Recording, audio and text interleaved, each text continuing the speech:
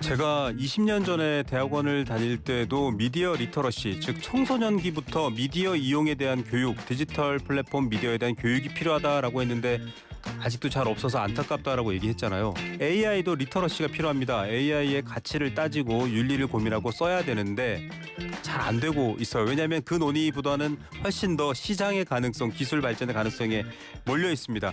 이런 것들을 좀 고민하고 누가 해결해 주지 않나? 있습니다. 이분은 세계적인 이 분야의 전문가이기도 한데요.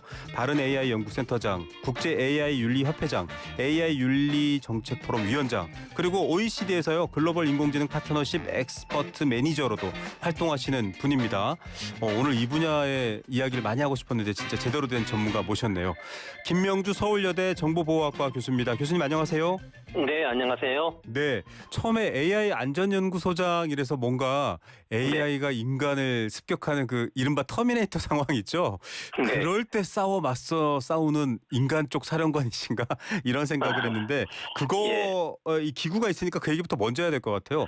AI 네, 안전연구소가 이게 있네요. 우리나라만 있는 거 아니고 사실은 영국에서 맨 처음에 국가에서 만들었고요. 나라마다 하나씩 있습니다. 그렇군요. 네, 우리나라가 6번째 세웠고 지금 이제 말씀하신 것처럼 AI가 혹시 사람들의 컨트롤을 벗어날까에 대비한 것부터 시작해서 그냥 일상에서 가지는 어려움들을 다 풀 수 있는 이제 국가에서 세운 연구소다 이렇게 보시면 됩니다. 그러니까요.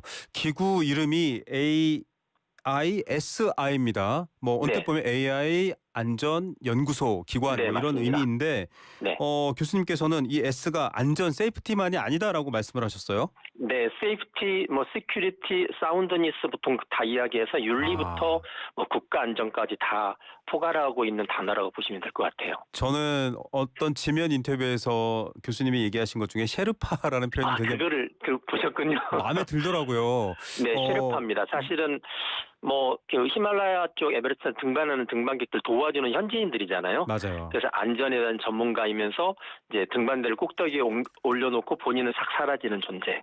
맞습니다. 네, 그렇게 보고 있습니다. 인간과 공존하지만 또 AI의 위험성도 얘기해 줄 수 있습니다. 셰르파가 그렇거든요. 이럴 때는 네. 가지 말아야 되라고 하면 셰르파 말을 믿어야 됩니다. 그런 것처럼 안전에 대한 여러 개념이 가고 저는요. 교수님과 이 프로그램을 저희가 지금 YTN 라디오에서도 처음으로 기성 레거시 미디어에 AI 진행자를 도입해서 하기 때문에 여러 고민과 걱정이 많거든요. 네. 그래서 저는 그 S를 공유, 쉐어 혹은 네. 생존, 세이브, 구하다 이런 의미로도 써야 된다는 생각을 들어요. 인간과 네. 자연을 좀 구했으면 좋겠습니다. 그 중책을 맡고 계신 좋은 개념인 것 같습니다. 네. 중책을 맡고 계신 교수님께 여쭤보겠습니다. 아니 돌아가신 분들 유명인들은 그립고 궁금하기도 하지만 일상까지 이 돌아가신 분들을 다 복원해서 목소리와 영상으로 만난다. 좀 걱정인데 이 그리프테크, 데스테크라고도 부르는 이 분야 굉장히 커지고 있네요.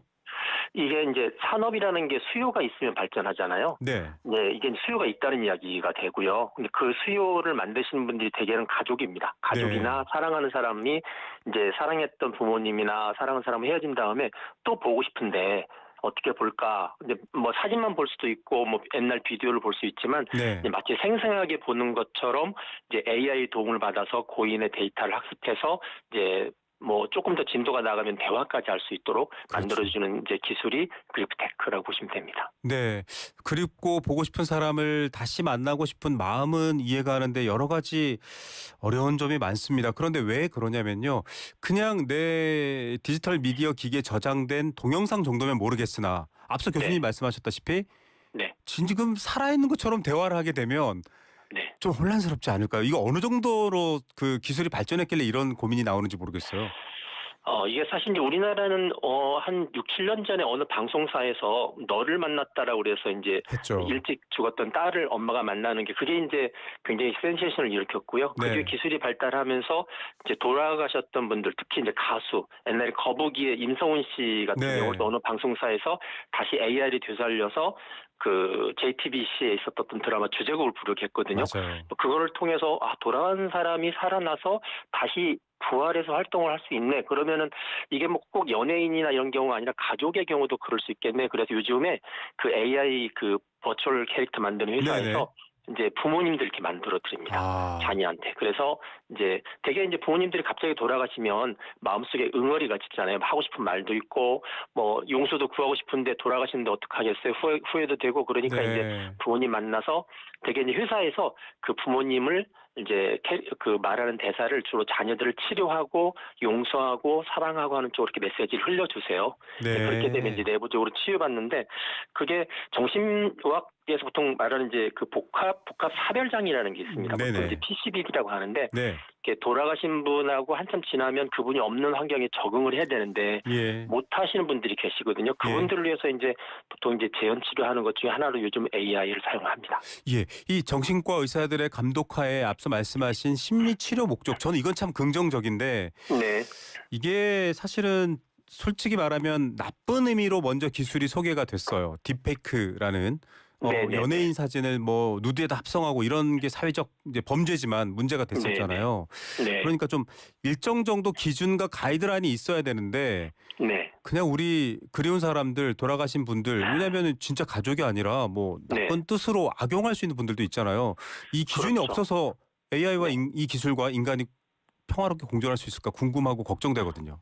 네, 사실 이제 정신의학 하신 분들도 보통 이제 그 돌아가신 분하고의 응어리를 풀기 위해서 보통 이제 재현 치료라는 걸 하거든요. 네. 그러니까 이제 배우나 의사가 돌아가신 분 역할을 하면서 일종의 사이코 드라마 같은 걸 하잖아요. 네네네. 그렇게 해서 이제 응어리를 찾아내는데 이게 디지털로 만들면 얘는 없어지질 않아요. 네. 계속 존재하잖아요. 그래서 이게 그렇죠. 과연 재현 치료가 의미가 있을까? 오히려 슬픔을 증폭하거나 항구적으로 만드는 역할을 하기 때문에 네. 이제 잊어야 될 것을 못 잊게 해서 이것도 한순간은 괜찮지만 크게 보면은 도움이 될까 이제 이런 퀘스천 마크도 있고 또 하나는 이걸 만들기 위해서 고인의 데이터를 갖다 쓰거든요. 맞습니다. 그러면 이제 가족이라고 그래서 고인의 데이터 여기저기 있는 걸 다 가져다가 회사한테 주고 이 영상, 음성 데이터 가지고 만들어주세요. 그렇게 하면 야, 이 고인이 생각할 때 과연 그게 기쁠까? 본인은 뭐 내가 죽음과 동시에 모든 게 잊혀졌으면 좋겠다 그랬는데 자녀들이 자기를 부활을 시켜서 이렇게 만드는 게 과연 좋을까? 네. 여러 가지 이제 질문들이 나오는 거죠. 맞습니다.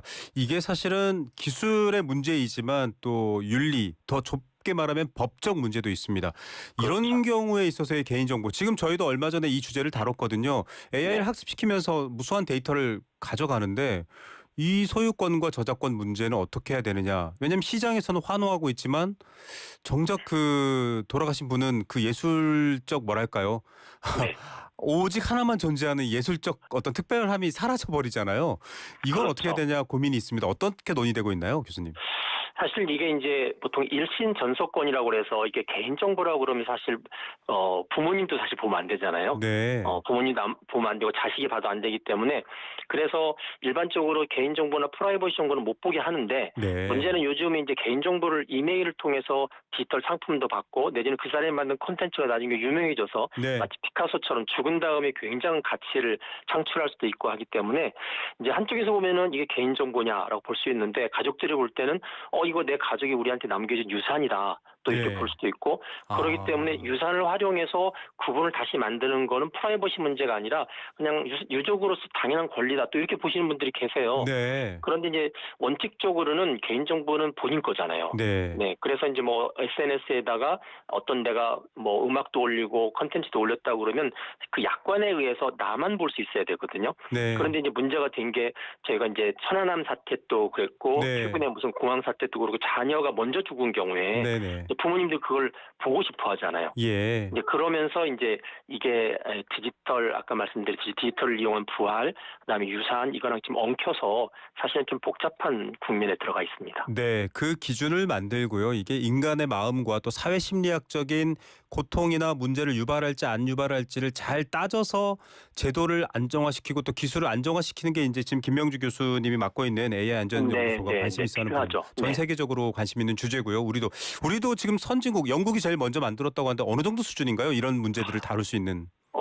사실은 이제 그 전 세계적으로 있는 그 말씀하셨던 안전연구소는 주로 국가 차원에서 주로 많이 일들을 하고 있고요. 예. 지금 이제 이게 조금 역량이 커지면서 개인들이 AI가 보편화되면서 느끼는 여러 가지 사회적, 정신적, 뭐 관습적인 문제, 그건 아직들은 크게 많이 다루고 있지 않습니다. 예. 왜냐하면 산업들도 이제 막 태동되고 있어서 그렇죠. 그 부작용이 뭔지를 이렇게 긍정적인 면과 부정적인 면을 다 봐야 되는데 아직 지금 다 나타나지 않아서 이렇게 주목해서 이렇게 지켜만 보고 있는 형편이라고 보시면 될 것 같아요. 예, 우리나라도 선진국과 나란히 시작하면서 굉장히 수준이 올라갔는데 아직 이런 주제들은 더 남겨진 숙제다라고 아직 풀지 못한 숙제다라고 말씀해 주셨고요. 그렇죠. 그리고 또 이게 나라마다 조금씩 그 느낌들이 달라서요. 다르죠. 윤리도 다르고. 예. 네네네. 예를 들면 우리나라 같은 경우는 자녀가 죽을 때 굉장한 가장 큰 스트레스를 받거든요. 네. 그런데 외국은 그렇지 않고요. 부부간이 사별했을 때 제일 많이 스트레스를 받습니다. 통계가. 그래서 이제 아까처럼 뭐 그리프 테크를 이용할 때 우리는 주로 부모님이나 자식들을 많이 만드는데 외국은 배우자를 많이 만들거든요. 뭐 이런 것들이 좀 달라서 이게 이제 약간 뭐 그 나라의 윤리라든지 풍속이라든지와 연관돼서 좀 상대적인 게 좀 존재합니다. 네. 예, 또 유교적 문제도 있을 거고요. 저희 청취자 9495님은요. 저는 잊혀지고 싶습니다. AI로 남아본들 만질 수도 안아줄 수도 없는 영상과 목소리가 더 슬프게 할 것 같아요. 라고 의견도 주셨고요.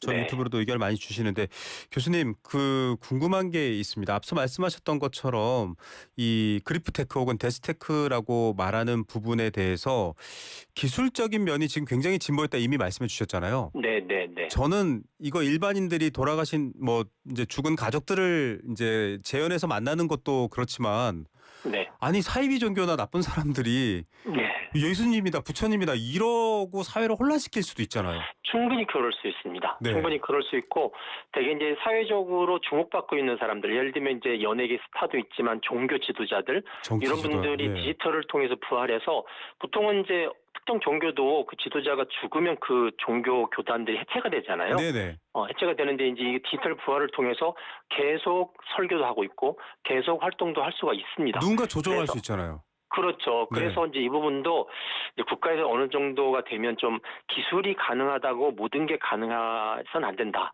이런 관점에서 접근을 해야 될 것 같아요. 그래서 그게 일으키는 파장들이 뭐가 있을까? 특히 이제 전통적인 그 가치관대로 부딪히는 부분들이 있을 때 그걸 과연 얼마나 수용할 수 있을까도 이제 논의를 붙여야 될 것 같습니다. 맞습니다. 숙제가 굉장히 많습니다, 여러분. 이미 돌아가신 분인데 이분의 뜻이다. 이분이 숨겨놓은 영상이 있다. 라고 해서 속임수를 쓸 수도 있고요.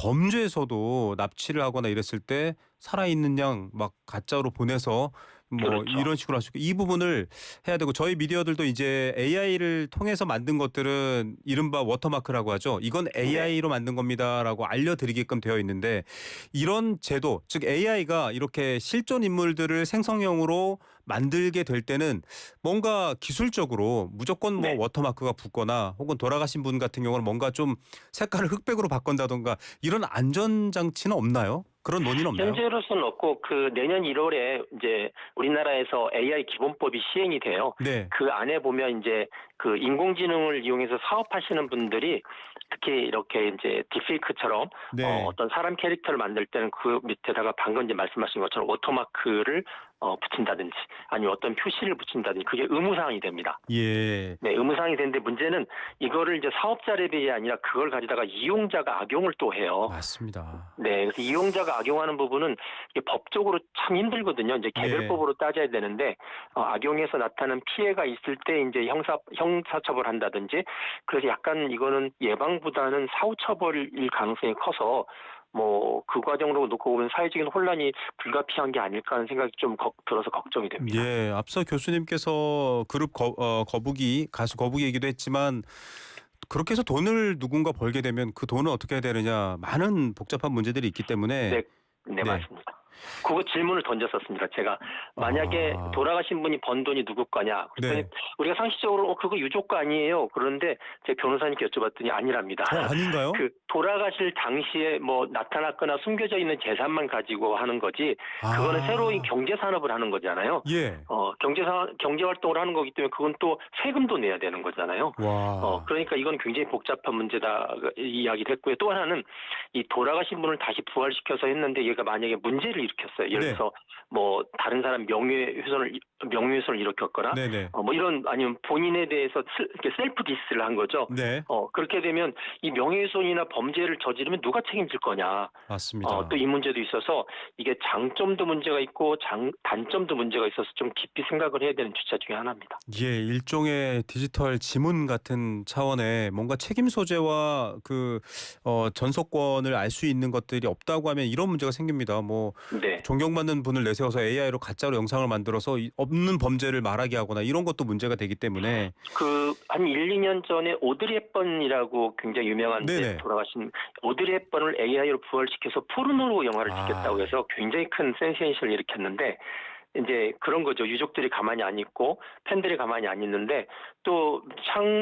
창작의 자유 이런 것들 표현의 자유를 주장하는 미국 입장에서는 또 허용을 하거든요. 예. 그러니까 이게 기술이 가능하고 법에 허용한다고 해서 사회 정세에 반하는 것들이 막 나와도 되느냐. 또 이런 것들도 논의 대상인 것 같습니다. 인간이 갖고 있는 가장 소중한 자본 중에 하나가 신뢰 자본이거든요. 돈이 네. 들이지 않아도 서울역에 표검사 하는 사람 없잖아요. 표검사 하는 사람과 시스템 만들려면 100억 듭니다. 그 100억을 벌고 있는 셈인데 AI가 그 신뢰를 잃어뜨린다면 내가 믿을 수 있나? 모든 걸 의심하게 만든다면 여러분 맞습니다. 끔찍한데 이거를 주도하는 AI 안전연구소 지금 한 30분 가까이 되는 분이 예산 한 70억 정도로 이 모든 일을 다 한다는 게 저는 깜짝 놀랐습니다. 이게 곱하기 내년은 10이 예산이 있어야 많이 될 거. 듭니다. 네. 예, 이런 구조로는 지금 좀 이 모든 걸 대응하지 못할 것 같아요. 분야도 다양해야 되고요. 법률적으로도 보완돼야 되고 어떻게 좀 이거 국가가 대비해야 됩니까?